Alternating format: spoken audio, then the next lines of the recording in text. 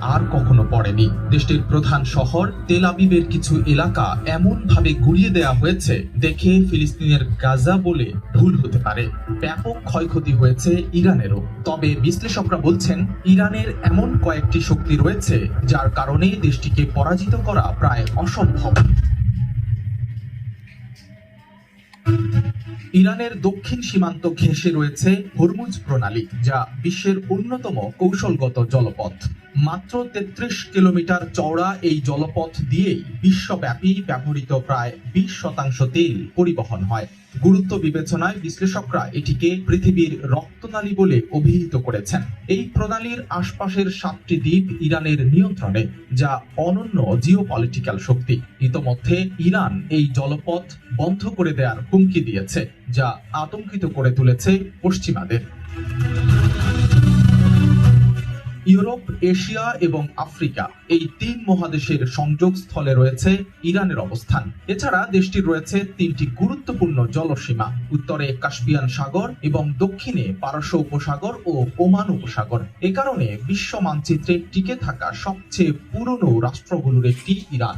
এমন কোনো পরাশক্তি নেই যা ইরানকে দখল করতে চায়নি, কিন্তু বারবার ব্যর্থ হয়েছে। বিশ্বের মধ্যে ইরানের ব্যালিস্টিক ক্ষেপণাস্ত্র শক্তি সবচেয়ে বড়। এদের রেঞ্জ ২০০০ কিলোমিটার পর্যন্ত, যা দিয়ে ইসরায়েল এমনকি ইউরোপের অংশবিশেষকেও লক্ষ্যবস্তু বানানো সম্ভব। যুক্তরাষ্ট্রের সেন্ট্রাল কমান্ড বলছে পুরো মধ্যপ্রাচ্যে ইরানের ব্যালিস্টিক মিসাইল ভান্ডার সবচেয়ে আধুনিক ও বিস্তৃত।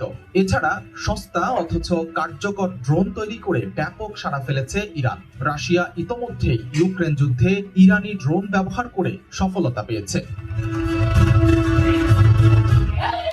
জাগ্রস পর্বতমালা, যা দেশটিকে দুর্গের মতো রক্ষা করে। এই পাহাড়গুলো এতটাই কঠিন ও দুর্গম যে হামলার জন্য সেদিকে অগ্রসর হওয়া অসম্ভব। উত্তরে আলবোর্জ পর্বতমালা, যা একদিকে যেমন প্রতিরক্ষা দেয়, অন্যদিকে রয়েছে মূল্যবান খনিজ, ইউরেনিয়াম, সোনা, রূপা আর দস্তা। পাহাড় পেরিয়ে কেউ ইরানে ঢুকতে পারলেও সামনে লুত মরুভূমি, যা পৃথিবীর ভয়ানক গরম জায়গাগুলোর একটি।